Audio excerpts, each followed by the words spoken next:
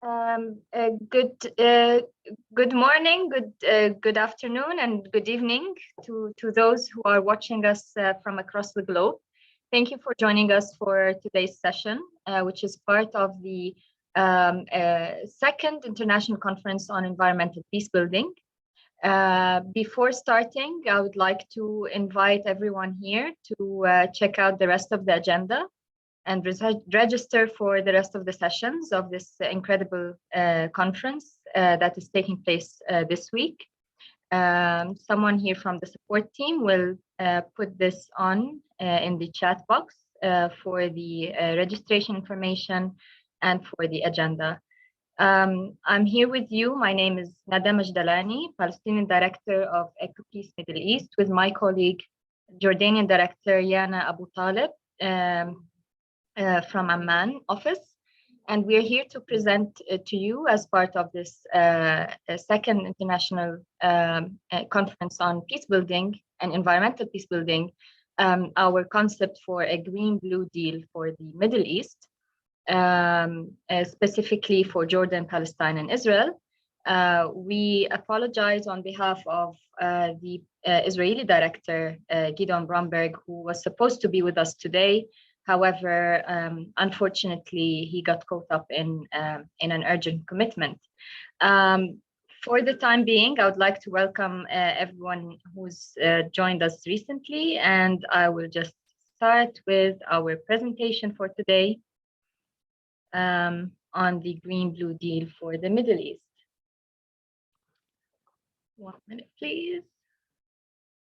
Technical issue that I can't see my presentation.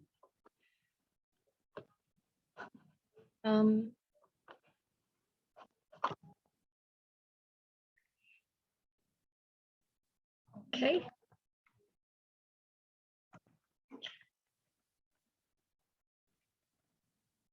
Is it clear now? Okay, fantastic. So the Green-Blue Deal for the Middle East is basically a concept that EcoPeace has published in a report in 2020 in our annual conference. And the Green-Blue Deal is basically inspired by the Green Deal that was proposed by or launched by the European Union, and also by the Green New Deal and the Build Back Better concept that the US administration has come through in terms of going back to the climate agenda and Paris Protocol. And in that sense, we felt at EcoPeace that something that is required to address climate mitigation and adaptation issues in the Middle East in a format that basically addresses cooperative measures and addresses national interests and mutual gains, similar to the concepts that are developing and progressing around the world.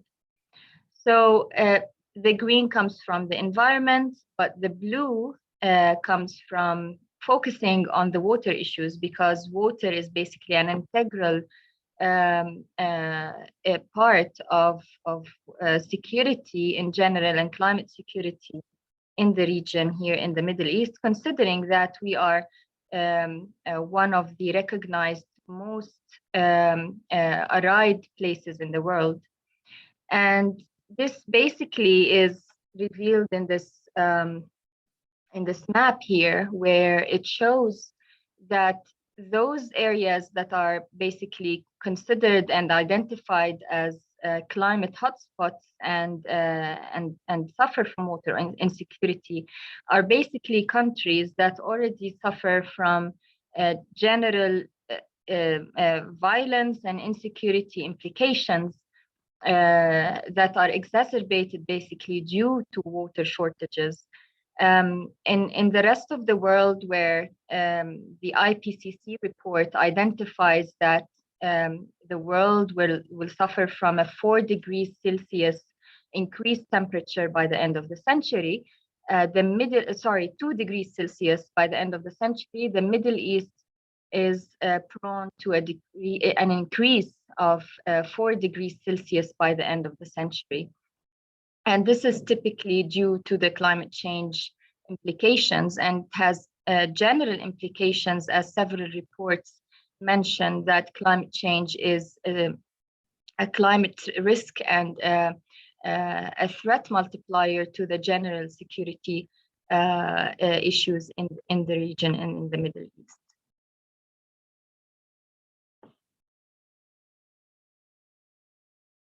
And if we look at how climate change is actually also impacting precipitation levels, we look at some projections for the future, also until the end of the century, in comparison to some historical data here in this graph on the length of winter and wet season, which was normally between January and May, and the dry season between June and September, with the summer season. However, as we move forward and until the end of the century, the projections tell us that there will be longer summer months and shorter winter months, and less precipitation. And this immediately affects on our ability as a region to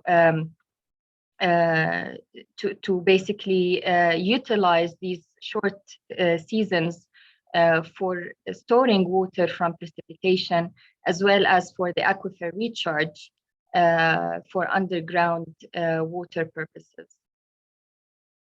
And this doesn't apply for one country or another, no matter how political boundaries are disconnecting us, and they're making those territorial separations. However, in practice and in reality, these territorial separations on paper and on maps, they basically are not realistic when we start talking about water resources.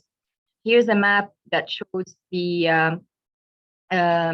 shared streams and transboundary streams between Palestine, Israel, and Jordan.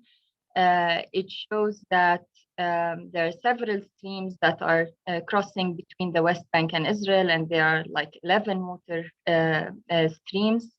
There are several streams between Jordan, Israel, and Palestine, Jordan, and therefore, as well, the shared aquifers that we utilize for pumping water from will be similarly affected by climate change, as well as any pollution impacts that are happening in these transboundary streams, be it from raw sewage or agricultural sewage. It is impacting the health of the environment and groundwater resources that are shared between the three countries. In that sense, we cannot disengage ourselves and our mindset from the environment that is naturally disengaged. And in that sense, we have come to address these issues by innovative ways and innovative approaches. And one of them is to address climate change adaptation and mitigation with concepts that are out of the box. One of which Yana, my colleague here, will walk us through in a few. And when we mention transboundary streams, we also and impacts that happen on one side or the other. Here is a clear example of what actually has happened in 2017 on the shores of Gaza Strip. And due to the political situation and due to the blockade on Gaza Strip by Israel for the past 15 years, there's shortage of water, shortage of electricity, and also shortage of construction material and cement and some mechanical equipment that would allow to build and operate wastewater treatment plants that would serve about 2 million people in Gaza Strip. The result is 100,000 liters per day of raw sewage being dumped into the Mediterranean Sea. And here in this red stripe, we see the organic matter and the chlorophyll basically moving from south to north towards Israeli shores, not only polluting the shores of Gaza, but also causing the closure of desalination plants, which are massive and which around 20% of the population of Israel is utilizing for drinking water, one of which is Ashkelon desalination plant. And in that sense, we do see the interconnectedness, and no matter how basically military implications and military and political dividends is there and present, nature knows no boundaries, and therefore we need to have some out-of-the-box ideas to address these interconnectedness issues in terms of the environment and water resources in the region overall. I'll pass it through to Yana, and she will walk us through some of the aspects of our Green-Blue Deal. And one of them is, the first pillar is basically the water energy nexus for the Middle East. To you, Yana. Thank you very much, Nada, and thank you for that wonderful introduction to how climate change is affecting our region in the Middle East. So the Green-Blue Deal, as Nada said, for the Middle East is inspired by the US and the EU Green Deals. Its components are relevant to international experience that brought prosperity to people and ended conflicts. The coal and steel agreement post-World War in Europe was actually the cornerstone for the formation of the European Union. So this shows how former enemies can utilize their natural self-interest in a way that promotes peace and cooperative efforts. If we can go to the next slide, please, Nada.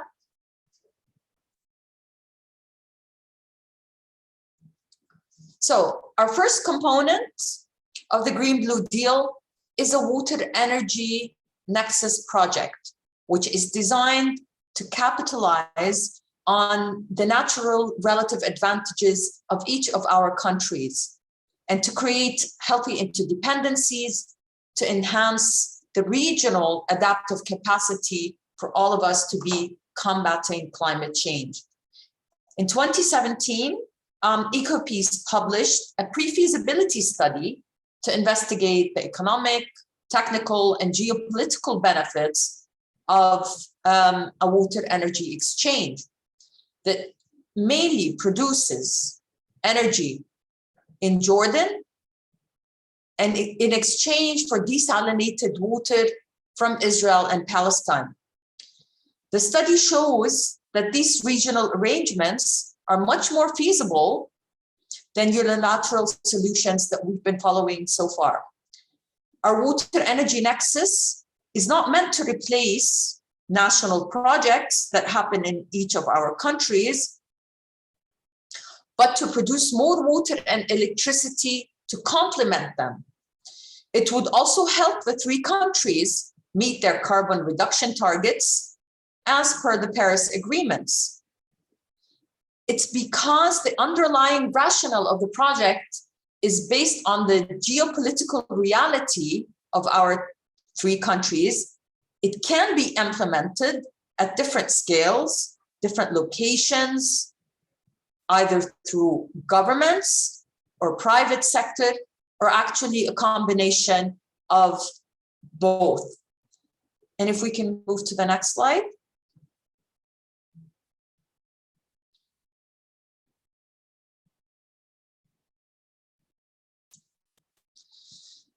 So talking about the geopolitical benefits, the Water Energy Nexus project would enable Jordan to solve its chronic water crisis that we're actually now facing, and for Jordan to become a regional hub for producing renewable energy.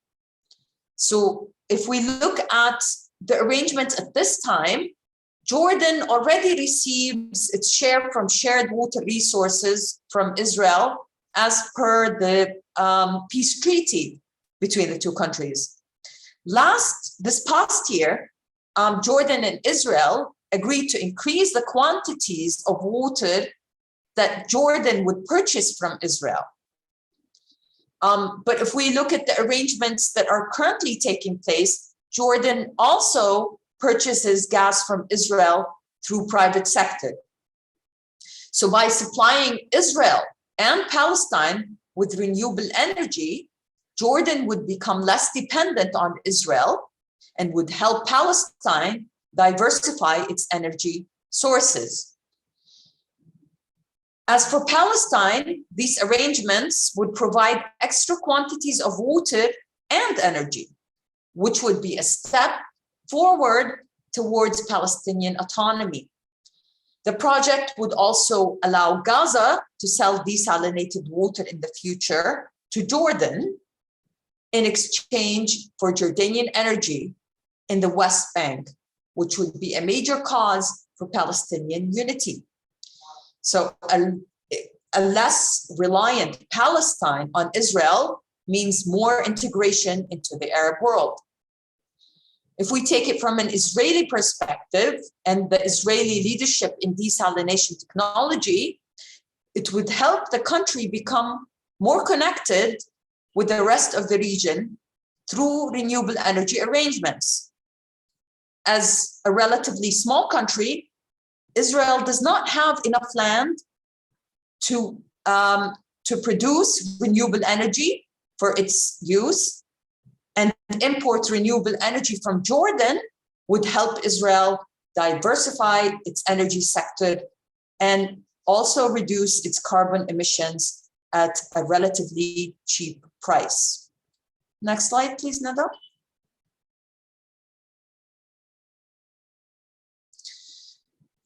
So as per the recent letter of intent that was signed between Jordan and Israel, identifying the best locations for supplying Israel with renewable energy is to be agreed upon between the two countries. It could be possible through a dedicated line to ensure that what Israel receives is renewable energy rather than a portion of the Jordanian energy mix. As with Palestine, there's already a line connecting Jordan to Jericho. Also, the amount of trade between Jordan and Palestine is expected to increase to over 700 million per year.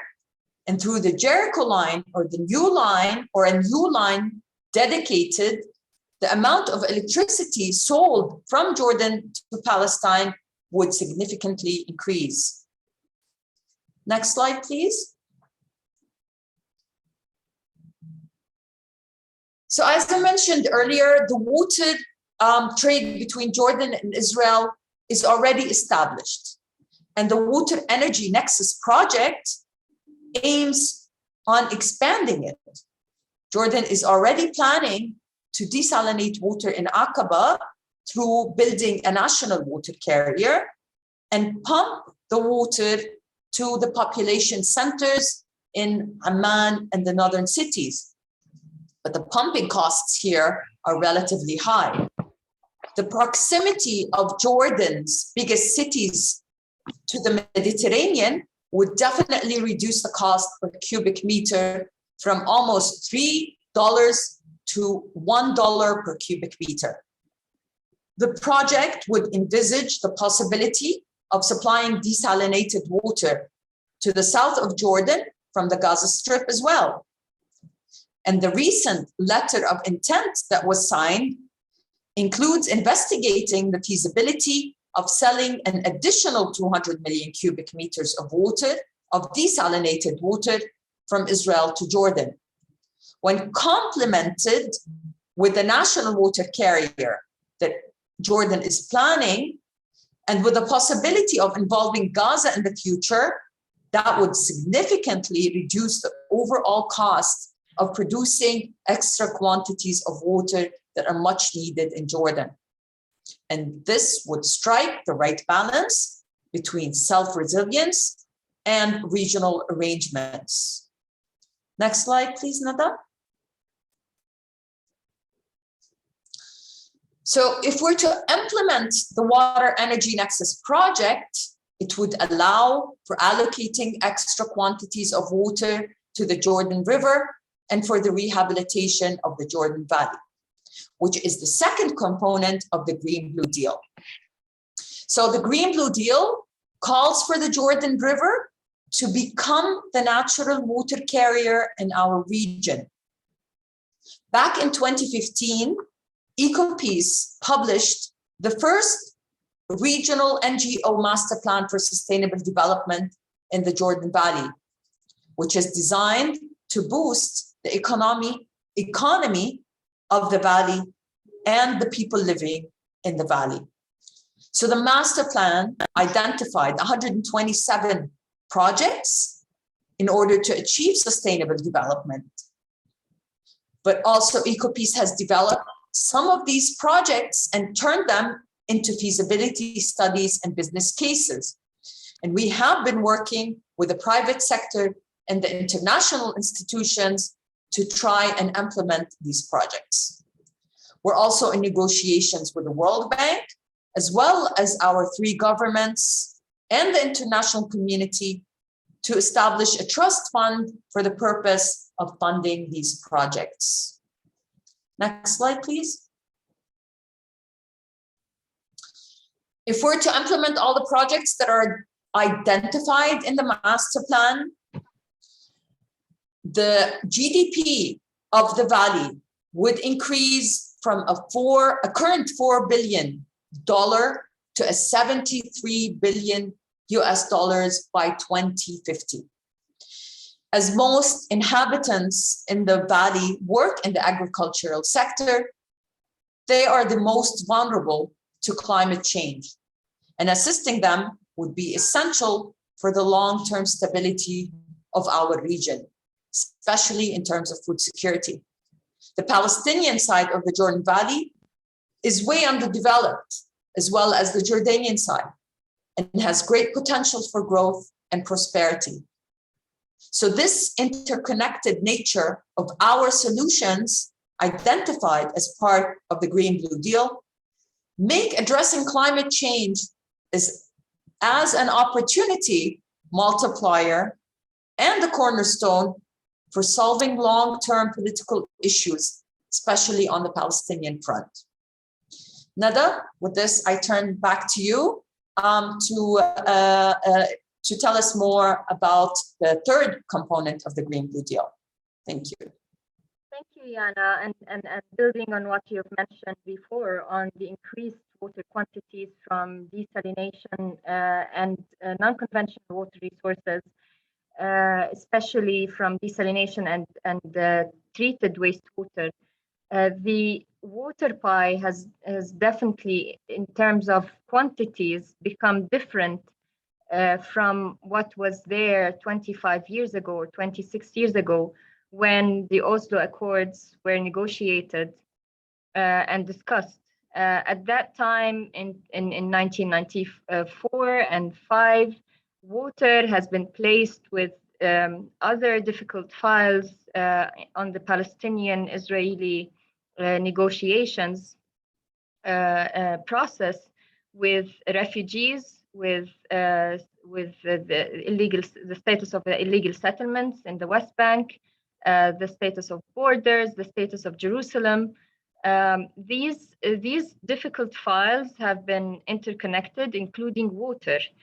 And water at that time was a zero-sum game. It only produced winners and losers, because in that sense, they were focusing on the allocation of the already scarce natural water resources from the shared aquifers between Palestine and Israel, and mainly here speaking about the mountain aquifer, which 85% of it is located in the West Bank. However, the allocation since Oslo has only allocated around 25% of its waters to the Palestinian Authority. And therefore, Oslo Accords, which were supposed to be interim for 5 years in order to move forward to a final status solution where Palestinian water rights can be actually achieved, either from the shared aquifers or also from the River Jordan, have been held hostage to the freezing of the political process and moving forward with the rest of the files. And we are basically trapped in the all or nothing paradigm, where everything needs to be resolved, including water, without the consideration that actually Palestinian water needs after 26 years have actually changed in terms of increased population and increased need for development. Developing the agricultural sector requires water. Developing the industrial sector needs water. Domestic needs need to be met. However, these current arrangements since the Oslo Accords have left the Palestinians with very little water, affecting directly each and every household, including not only the current arrangements of the Joint Water Committee, but also specifically in Area C, where things become even more difficult, where water infrastructure such as rehabilitating of networks, digging of new wells, or deepening new wells is very much impeded by the Israeli military control and occupation. And therefore, what happens is this is the situation in several communities across the West Bank and Gaza, where several communities rely on storage tanks to receive water and store water. The other situation is that several people start, during especially the summer months, they start purchasing water from private tankers through the black market with very much high prices. And some households, specifically in the southern areas of the West Bank communities, and some refugee camps in the West Bank, basically purchase water with approximately 400 shekels, which is around $100 something per week for a family of 6 to 7 members. This presses a lot of burden on an already fragile economy and basically poor communities. And this is also a similar situation in terms of lack of water and shortage of water in Jordan, which specifically after the influx of refugees over the past years, Jordan main cities such as Amman or Irbid started receiving water once every 2 weeks instead of twice a week some few years ago. So the situation is getting more and more exacerbated, especially with climate change, and especially with the reduced amounts of precipitation, which would allow wells to and the groundwater to recharge, and then the yield of the wells that are basically at least controlled currently from the Palestinian Authority will yield less, and therefore it means less amounts to be provided and served for the Palestinian communities from Palestinian sources, which pushes basically the Palestinian Authority and forces the Palestinian Authority to purchase water from the Israeli water company, national water company, Mekorot, with some 250 million shekels annually. And this is basically a huge sum also that puts additional burden on the already fragile financial situation of the Palestinian Authority. Other than water issues, which are also falling under the paradigm of the all or nothing, which is the the current management and situation of transboundary streams between Palestine and Israel. These are natural streams which should basically carry a stormwater between across the Green Line. However, at the moment, it is polluted by raw sewage and agricultural sewage and industrial sewage. And unfortunately, many of these is a mix of Palestinian sewage water and settlements, Israeli settlements sewage water in the West Bank, crossing to Israel, and the cost of treatment of the sewage and building of sewage treatment plants on the Israeli side is actually deducted from the taxes that Israel collects on behalf of the Palestinian Authority. This again puts additional burden on the Palestinian Authority pocket, but also it creates a disincentive along with the other difficulties on ground in terms of inability of building wastewater treatment plants. It creates a disincentive basically to move forward on building treatment plants on the Palestinian side, along with the other difficulties of getting the appropriate permits from the Israeli civil administration to construct treatment plants in some areas of the West Bank.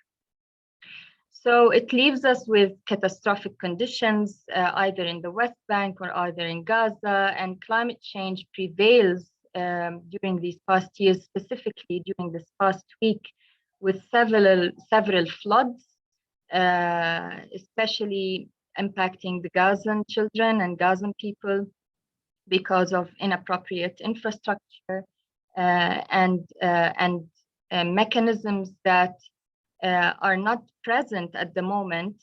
And if they're present, the situation could have been improved and could have saved lives and properties. Particularly, these mechanisms require a lot of cooperation and information exchange, such as early warning systems that are governed by entities both in Palestine and Israel. The final component, which basically builds on all of the, or basically is necessary in order to achieve and be successful with all three other components, is raising awareness and creating an understanding at the national level in the three countries on the issues that are relevant to transboundary water and environmental issues, and that we're all in the same boat. So we have a large educational program that targets students and teachers of schools. We have a water diplomacy program and a young green social entrepreneurs program. We target hundreds of young professionals every year and thousands of teachers and students from the three countries to understand their reality and to be agents of change on the ground in their own communities that reflects immediately on the situation overall at a transboundary and regional level. Our concept is basically championed by several international bodies and international personalities. We've recently been at the UN Security Council presenting the Green Blue Deal for the second time in 3 years. We have several foreign ministers who are championing, and specifically the Finnish Foreign Minister Pekka Haavisto, who's taking the lead on creating what is called the Coalition of the Willing of all international bodies and countries to support our vision, either through on-ground implementation of the Green Blue Deal or facilitating basically the political will between the three countries to move forward on this concept. By this, I'd like to end this presentation and open the floor for discussion. Great thank you for Gidon, Yana, and myself for this opportunity to present at this incredible event. Thank you.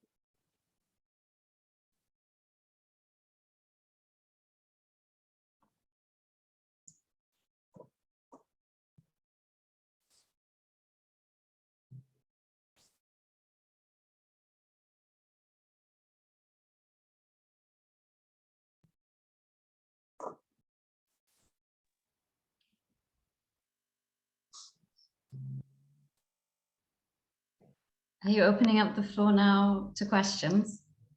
Yeah, okay.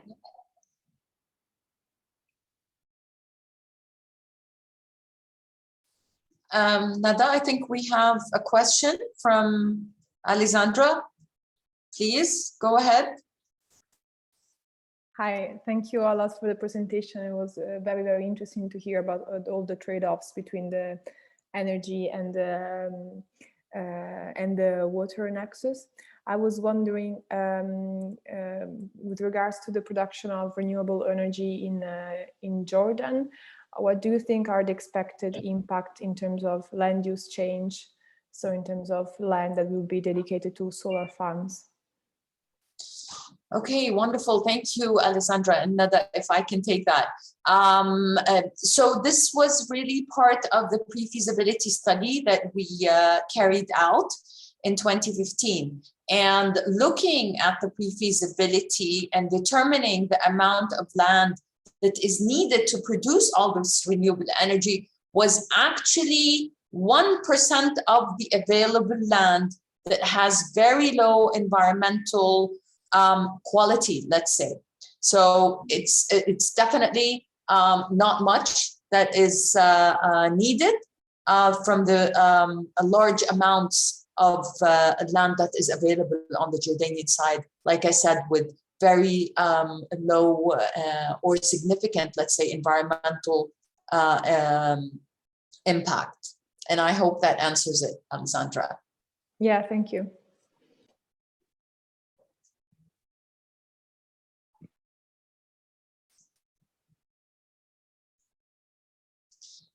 Any other questions that we can take?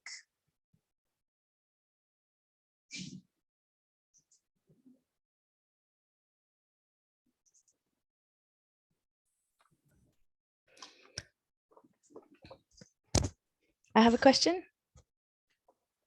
Yes, please.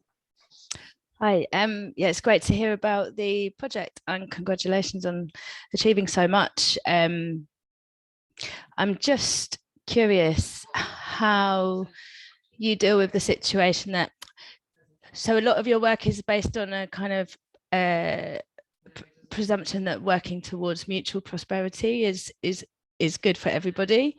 But a lot of Israel's activities in the West Bank and Gaza have kind of directly had negative impacts on people's livelihoods. So how do you deal with that political situation, that tension between the reality on the ground for Palestinians is that their lives are have been obliterated, their livelihoods have been obliterated, like you're working to improve those, but surely there's some kickback against that because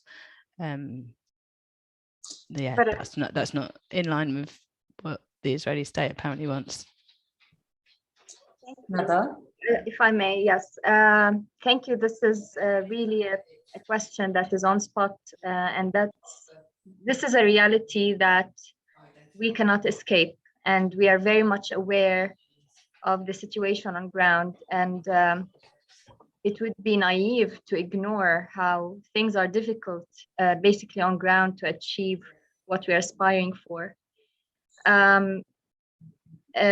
However, we very much, when we talk about climate security and water security for Palestinians, we very much address these issues on the Israeli audience and Israeli side through our Tel Aviv office. And I wish Gideon was here to also answer part of this question, is that it is in Israel's interest and national security interest to provide Palestinians their water, to achieve Palestinian water rights and to have water at every Palestinian home. And it's in Israel's interest to basically recognize that further pressure on Palestine's lack of water, it means further pressure on Palestine's unemployment rates, fragile economy, etc., etc. When this situation exacerbates, it is definitely not in the interest of all in this region. the situation will create further gap between Palestinians and Israelis, where the possibilities for peace between the two people would be completely diminished. What we're trying to achieve on ground is, first, we are also a small NGO who is very ambitious, and we're trying to, as much as possible, with 50 employees across the 3 offices, to achieve wonders and achieve big dreams. We do implement some small projects on ground. We advocate for violations, specifically in Palestine and the West Bank, from some settlements on Palestinian water resources, through working on some legal cases, such as in Batir, on a World Heritage Site full of springs. So we do address these issues, but at the end, we are not a politically focused organization as much as we're a group of people who are trying to utilize water and environmental shared interests between the 3 people as a catalyst for peace, and as a catalyst for creating the right environment for people to sit around the table and build on shared interests. There's national interest for the Palestinians to improve the situation, and there's an interest on the Israeli side and now it's very much recognized by the security establishment in Israel, that water issues should be resolved in Palestine specifically. So this is what we're trying to work on several levels, and we're not naive, and it breaks our heart every morning to listen to the news and to see that things and the general environment could pull us back. But we're still here after 26 years and after several wars in Gaza, several intifadas, several violent events. But we're still here and we're still hopeful. Yeah, thank you, Nada. If I just may add to that, as Nada clearly mentioned and said, I mean, the reality of the conflict in our region and the occupation makes our work much more challenging. But how are we able to move forward? Because we address issues of importance to all. We're talking about the effects of climate change. We're talking about issues of water rights. We're talking about our environment and protecting our shared environment. And we showcase how the win-win situation of cooperating and working together. And we also showcase if we don't, what pollution, and as Nada presented in her slides, is going to do, and it's to our water streams, to our shared scarce water resources, and it's not going to stop at any borders. So we're talking about, and we address legitimate issues, and that's how we're able to move forward, regardless of all the challenges that we face from normalization and all that. And if we can, I think Ida had a question about what do we do on the national levels. So we do have our 3 offices, 1 in each country, and we do work in communities around the shared resources, and we implement a lot of on-ground projects, especially on the Jordanian and Palestinian side. So when we're talking about sustainable development that needs to happen in the Jordan River Valley, for instance, we try to pilot projects to showcase to both to educate the public, but also showcase to our respective authorities what we're talking about and what we're asking to be changed. And I hope that answers. And I see many, many questions. So where did we stop? And yes, about the Red Dead project, Nada, if I may take that as well. Has your organization investigated the Red Dead project? What's your take on that? We've worked throughout the governments really coming together and trying to advance the Red Dead Canal. We were always part of doing the alternative study, but also a part in commenting on all the studies that were prepared by the different consultants appointed by the government and the World Bank. We were part of attending all the public hearings and the donor conferences that were there. And we shared our vision as an organization on how we need to really be prepared on making sure that there are minimum environmental impacts that are happening on the Dead Sea and Red Sea. And we kept on working closely with our governments to advocate on the necessary steps that need to happen before the project is implemented. And I hope that answers that.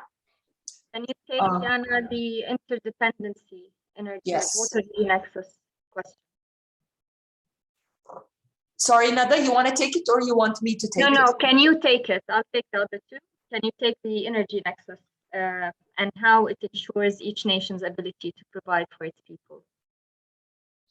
Okay, and this question is from water energy nexus ensures each nation's ability to provide for its people individually while creating the needed interdependencies. So, I mean, what the water energy nexus, and I mentioned in my part of the presentation, is not instead of.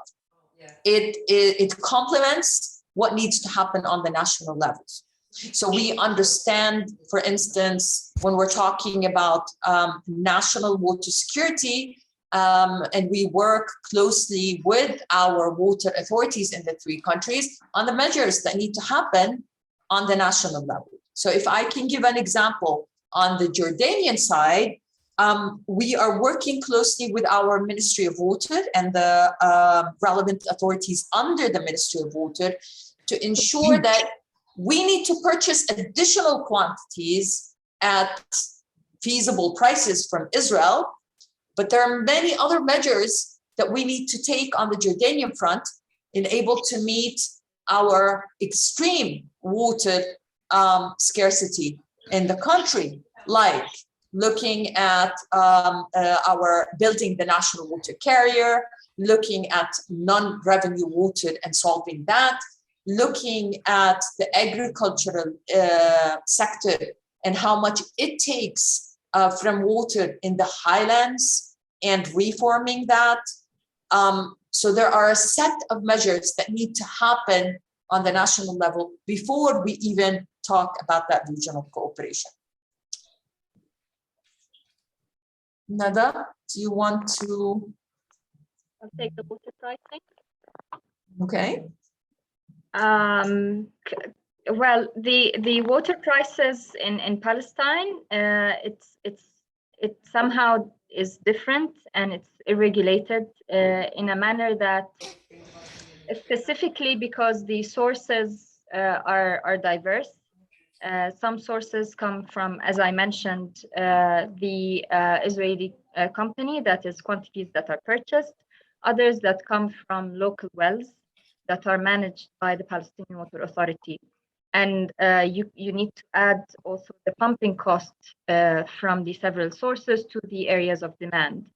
In that sense, from the network itself, across the West Bank, you find diverse tariffs of water for water per cubic meter, which ranges from 3 shekels or 1 shekel in one community, such as in Qatilia, which is in the north areas of the West Bank, to 7 shekels and 12 shekels when you move south, depending on the location. And therefore, this is also creating some sort of water injustice. Partially this is due to the current water arrangements between Palestinians and Israelis. The second is due to also internal management issues and requirement for a reform of the water sector in the Palestinian Authority.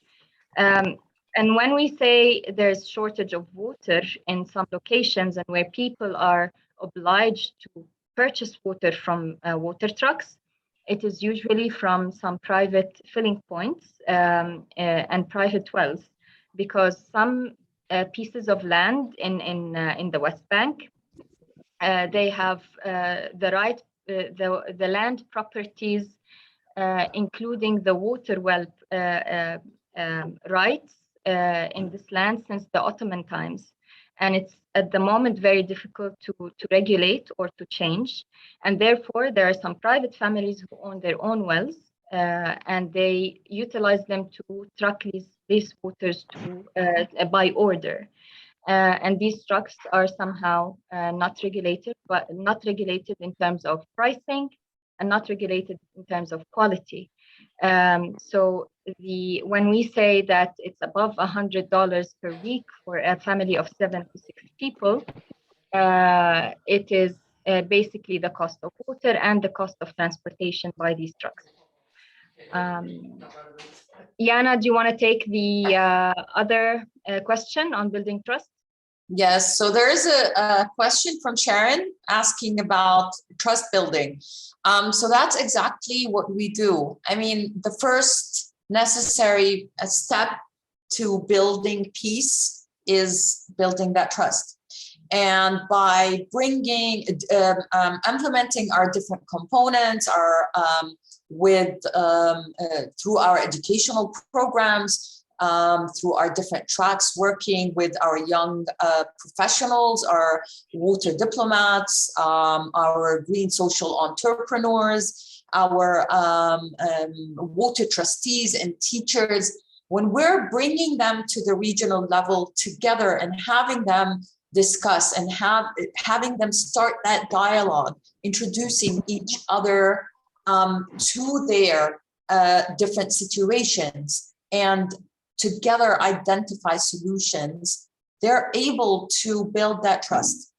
That trust that is, again, like I said, the first step towards building peace. And once you, and this is based on many years of experience, once you have that trust in place, nothing can break it.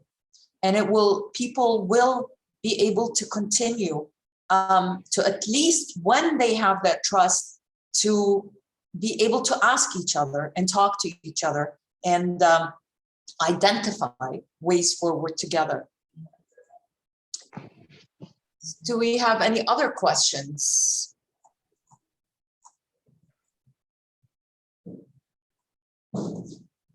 I would have one if I may ask one. Yes, please. Thanks. Thank you both so much for your presentation. I was wondering about the wastewater situation, because you explained that one situation, for example, how in Gaza then untreated wastewater is dumped into the Mediterranean. And I was wondering about the West Bank with the lack of wastewater treatment plants, untreated wastewater probably being dumped into the wadis and then crossing the Green Line to Israel. What is happening with that wastewater then? Is it merely polluting the environment in Israel then, or is it used for agricultural purposes in Israel? Yeah, the situation is that there is a few wastewater treatment plants that are built on the Palestinian side. However, several communities across the 11 transboundary streams, they lack these treatment plants for several reasons. The first reason is that these treatment facilities need to be away and constructed away from residential centers. And most of these lands that are available are located in Area C. Area C is controlled in terms of civil and security control by the Israeli military. And often when there is an opportunity to get a funded project from international community to construct and implement a wastewater treatment plant project in Area C, it is impeded by a long, tedious process of permitting from the Israeli authorities. Some projects have been proposed since 1995, and they haven't seen light until this day. Other projects, they got implemented, but there are also some management issues of the entire watershed that creates the problem, because you treat the water upstream, and you dump the treated water in the stream, but then it gets polluted again downstream, and it crosses the borders untreated again. And these require mechanisms not only on the Palestinian-Israeli front in terms of advancing and accelerating building treatment plants on ground in the Palestinian side, but it also requires some efficient management mechanisms in terms of the entire watershed on the Palestinian side as well. In that sense, when wastewater crosses the border, the treatment cost is deducted from Palestinian taxes from Israel, and any maintenance or expansion of treatment plants in Israel is also deducted from Palestinian taxes. Basically, this water is yes, utilized somehow and reused after treatment in agriculture on the Israeli side. So in that sense, it also, by the time it gets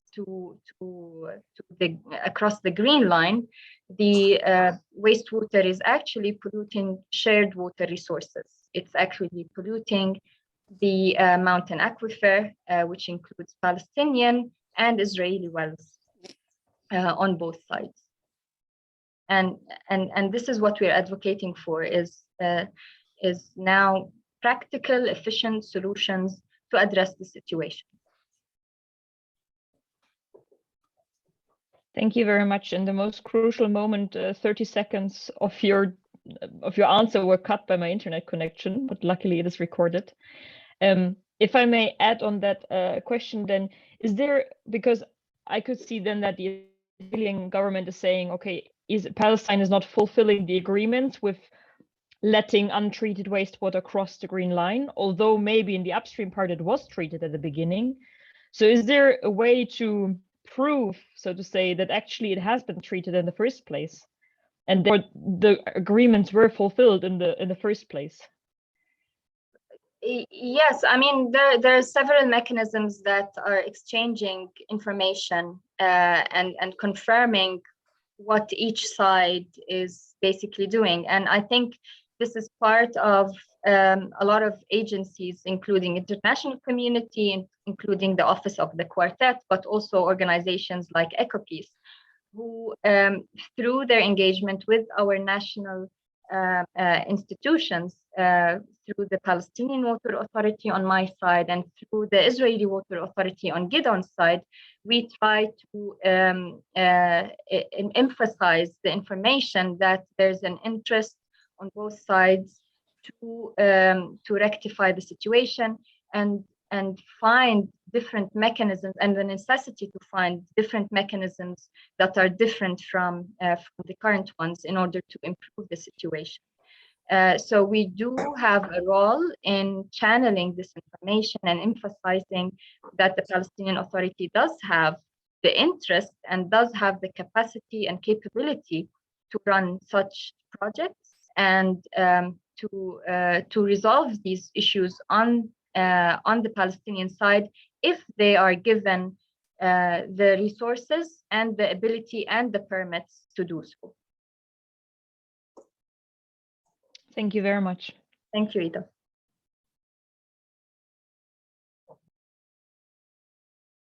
So now that there's a question from, well, it's a yes from Alessandra, asking about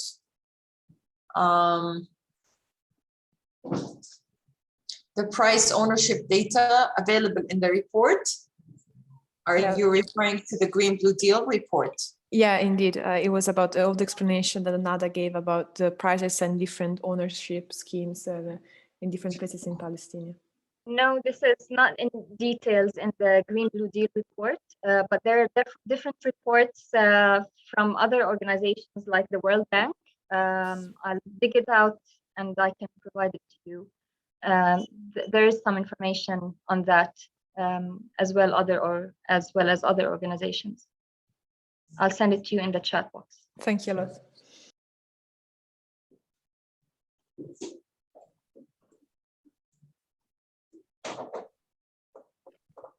Any other questions?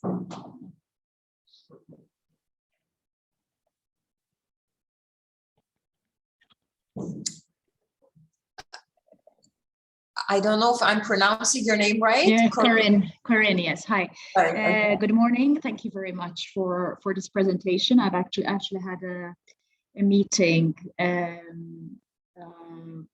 VC meeting already with Gidon about this, so I'm kind of following up again.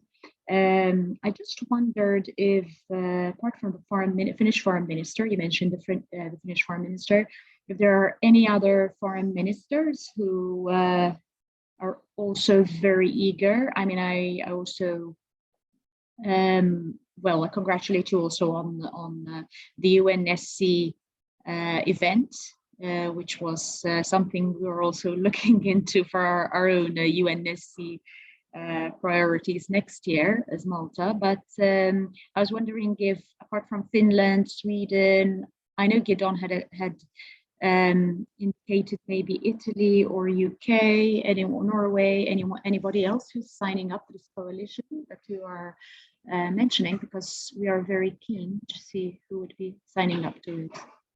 Thank you. So if I may start, Nada, and you can add anything that I might miss. So as part of our international advocacy and working with to building the coalition of the willing for our Green Blue Deal, we actually have great relationships with many of the donor countries, and Nada, myself, and Gidon are conducting meetings whenever possible with you mentioned the Norwegians, the Germans, the Italians, and to gain that momentum of bringing them on board, basically. But for now, there is a strong support from Norway, who hosted Nada and Gidon definitely at the UN Security Council. Sweden, for their foreign ministers to join. I don't know if you have anything else to add, Nada? I think, Yana, at the moment we are trying to also, there's great support, of course, from the American administration now in terms of looking at how climate issues can be utilized as an entry point for the Biden administration to somehow stabilize the current situation politically. We are in contact with John Kerry's office, who's in charge now, as you know, under his capacity as a climate envoy for this administration. And I think there's a great momentum that we can utilize in terms of the new Biden administration's interest in climate change and going back to the climate security agenda, and how this can actually be utilized for the current Middle East peace process. And I think this requires a lot of advocacy and a lot of work with several actors in that sense.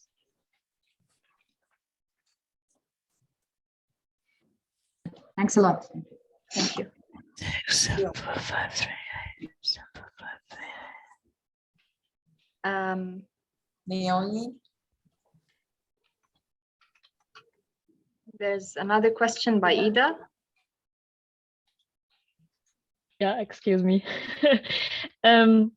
Actually, a question on one of the earliest slides of your presentation, because I realized that it stuck with me and is still bothering me. Probably a question to Jana, because when you explained the energy nexus benefits for the three countries, or like what dependencies and dependencies it would create, there was that little red minus that Jordan would be a little bit less dependent on Israel in terms of gas provision from Israel, so to say. And how far is that a disadvantage to create less dependency, so to say? You mean that we would become less dependent as Jordan on purchasing more gas from Israel? Exactly. If I remember correctly, in the table you showed, that was indicated as a disadvantage. Yes, it would. Well, it would make Jordan more producing renewable energy on the Jordanian side would make us less dependent on the Israelis to purchase the additional quantities of gas. I mean, we have to be realistic where we're going to continue to purchase, but it would make us less dependent to purchase the additional quantities, because we'll be able to produce renewable energy to meet our own demands in the country, and then also be selling to Jordan, to Israel, Palestine, and become a regional hub to other countries in the region. Okay, so then this is a pure asset. Then I misinterpreted one of the graphics, I guess, because this obviously benefit, right? Yeah. Yes, it's a benefit. Thank you. You're welcome. Leonie? Hi again. So from what I understand, you've just been talking about using water from desalinated sources, or from kind of river water, surface water. Have you also been looking into use of groundwater in the region? And what has can you tell me about anything that you've considered in terms of the use of groundwater? Does that question make sense? Yeah. I can kind of tell you a bit more about what I'm asking, if that's Well, yeah, I mean, if I understand it right, and if I may start, Nada, in order to determine the demands in the region, let's say, you have to really look at what's available in every country and the national levels. So, and that already exists. And what we do as an organization is we work closely, like I said, with researchers, with the authorities in the country, with the data that's already available. So we build on that work, if that makes sense. So definitely, let's say on the Jordanian side, the Ministry of Water is looks at what's available from the groundwater, and we actually know that we're depleting our groundwater resources. Where so they are, and we know what exists, and this is where we come as an organization, and we build on that to determine what's needed and what could be the solutions. And this is where we come up with the innovative, out-of-the-box thinking of building the healthy interdependencies and building on each country's relative advantage, if that makes sense. Thank you.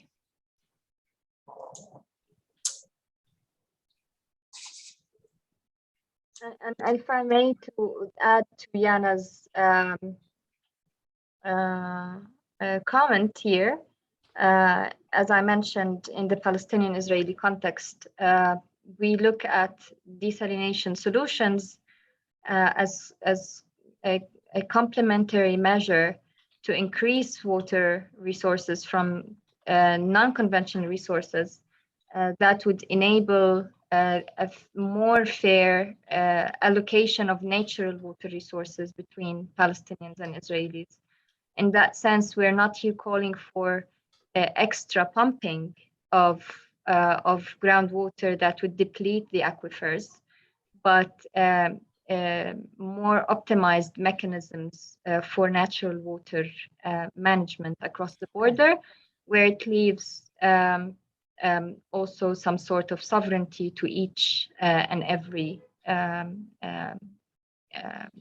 basically riparian or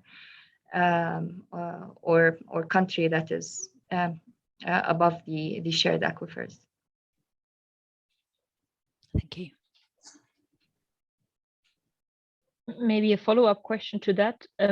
Is there research going on managed aquifer recharge with treated wastewater?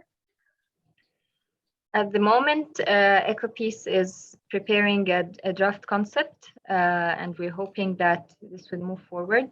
In the past, we've worked together with MIT and with several experts and universities from the region on a software. It's called the multi-year water allocation system, and this was like 20 years ago. At the moment, this needs to be upgraded to include the current resources and whatever other resources that are envisioned to be developed in the future.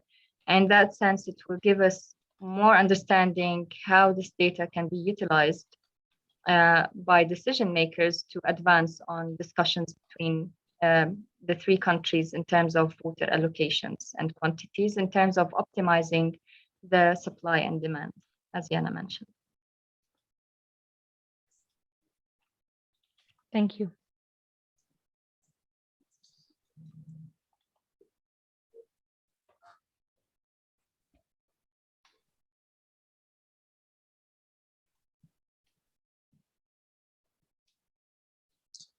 Well, thank you, Leona, for sharing. Okay. Okay, no other questions? I guess it's not a question, more of maybe a discussion point, but I've visited Palestine many years ago now and saw the multiple different impacts of the occupation on water. You know, water is such a crucial kind of area of control in a way. And you know, I saw Palestinian land that was irrigated with sewage water. I saw the fences that were preventing the Palestinians getting to the Jordan River, the fences around the big water towers in the Jordan Valley that were supplying all the agriculture in the settlements in the Jordan Valley. You know, went to Palestinian houses in cities where there was no, you know, very limited water going through the taps, but there were settlements where they had swimming pools, and you know, just saw this whole multitude of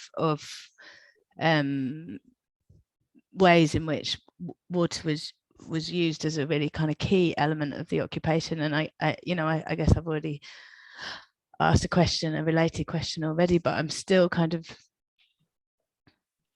struggling with how that world meets your world, and like what you know, the things that you're achieving, and you know, I guess my sense from visiting the area was that, you know, there were people that didn't actually want peace. You know, that peace wasn't what the Israeli state was trying to achieve. And so yeah, I guess I just the kind of premise that a lot of your work is around peace building is then kind of problematic in that context. But so I don't know if you want to explore that a little bit more. Nada, do you want to? I can also add. That's very correct, Leonie, and again, we're not naive to the situation and dire situation on ground.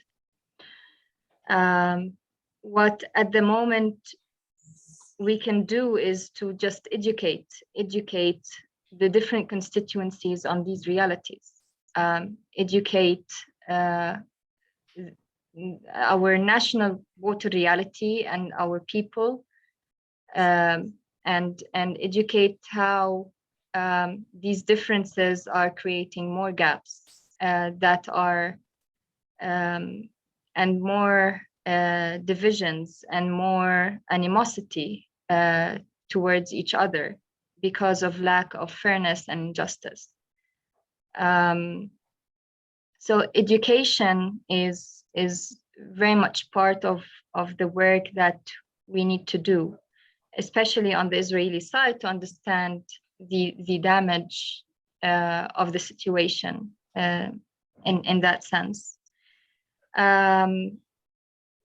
And unfortunately, we do not have a magic stick to change the situation on ground immediately.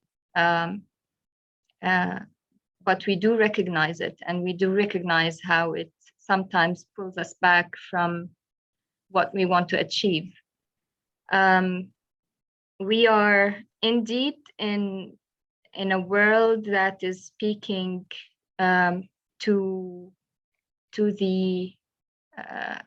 is speaking in a language that may not be comprehensible, but by all. We sometimes we do our best to feel like we're not alienating ourselves and alienated from what is happening in reality and on ground. We are often accused by being normalizers. Just after our speech at the UN Security Council, I personally have been attacked for treason and normalizing with the enemy and the occupation. And this is not the case. The case is that we want to focus on the best possibilities and best positive possibilities that would that would basically keep our sanity and lift us up from this grave situation. We do want to see water at every single Palestinian home, and we defend water rights in several ways, and water justice. But as an organization, again, as an NGO, we have the power to speak to the different constituencies and different institutions, mobilize international community, and it's doable in the sense of water and environmental issues when we touch on the mutual interest issues. Of course, again, it's not a magic stick. It's a process that is tedious and that takes a lot of time and effort to convince those who are unconvinced, because there are so many. Yana? Yes, thank you, Nada. That was a great answer. Just to add to what Nada just spoke about, there are people in all three countries that don't want peace. And those people are ignorant of the reality on ground, are ignorant of what's the situation on the other side of the border. And they don't want to know, and they don't want to do anything about it. And that's why we're here as an organization, to try in our capacity, with the limited resources that we have, change that reality on ground. Because even if it's small steps, we're building for the future. We're building for the future generation. Things that we might not be able to see, we want our children to be able to see. And we're not naive.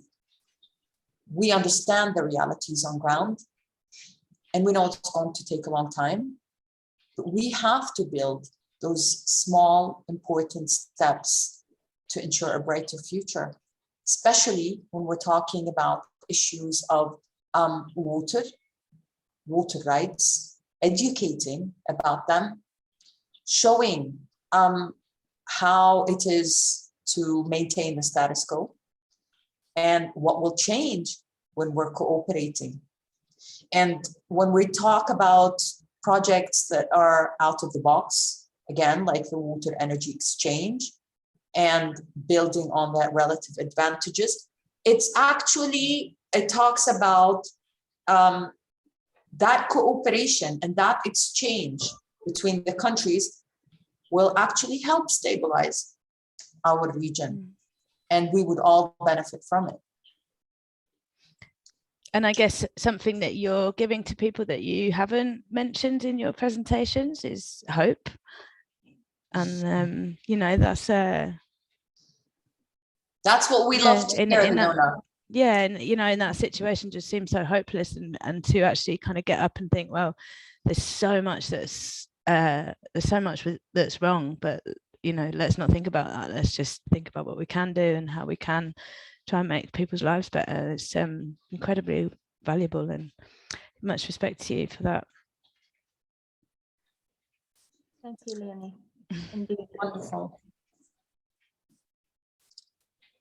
Is this a question or is it a comment from Kamal? So you're asking about the East Mediterranean gas?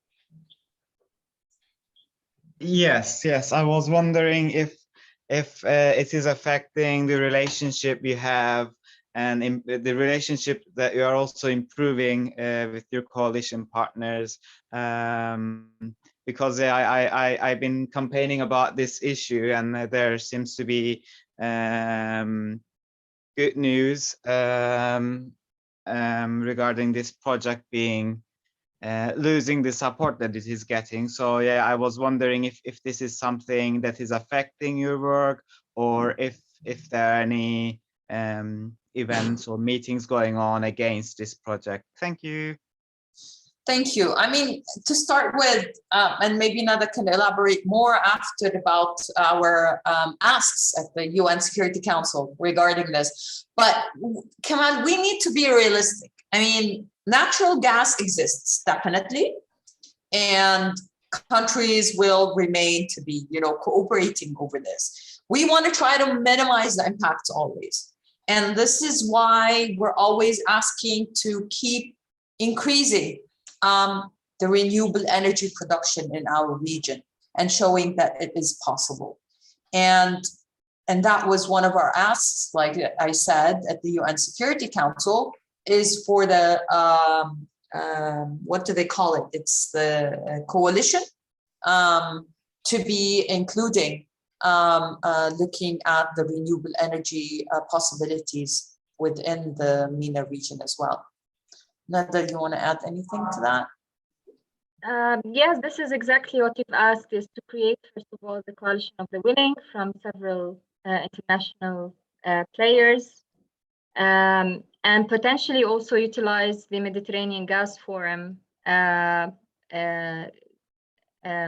to basically, instead of establishing a new umbrella or forum to address climate security issues and energy, renewable energy issues under a new institution or setup, that we already have the setup of the East Mediterranean Forum that already includes Jordanians, Palestinians, Israelis, Egyptians, and other players and mediators, including the US, which could basically also serve as an appropriate platform instead of creating a new one. So this is also one of the asks that came out through our speech at the UN Security Council.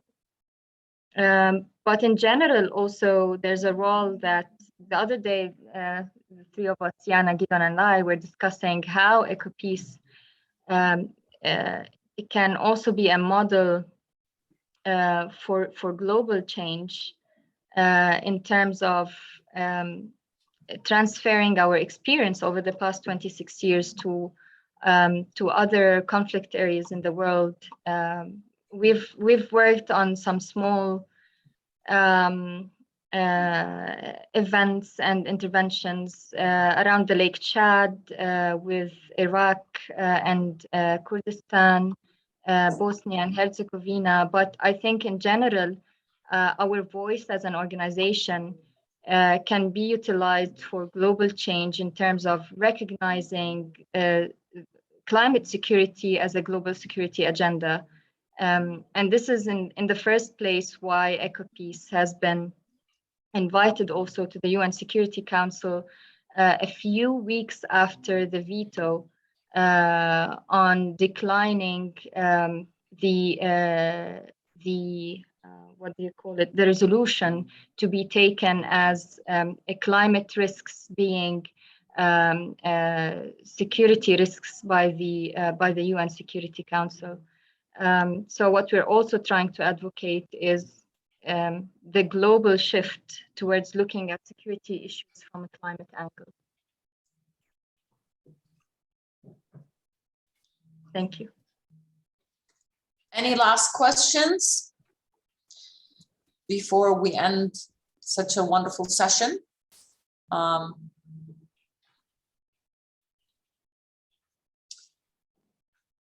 right, seems like everyone. Yes, go ahead. I just have the question, would it be possible to share the presentation? Like sure.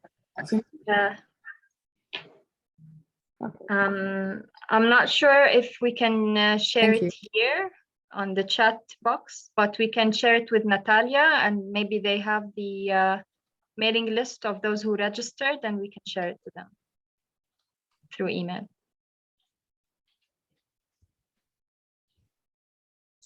Wonderful, right on time. Thank you all very much for attending and for your support. We very much appreciate. Thank you so much, everyone. Thank you for your good questions and attention.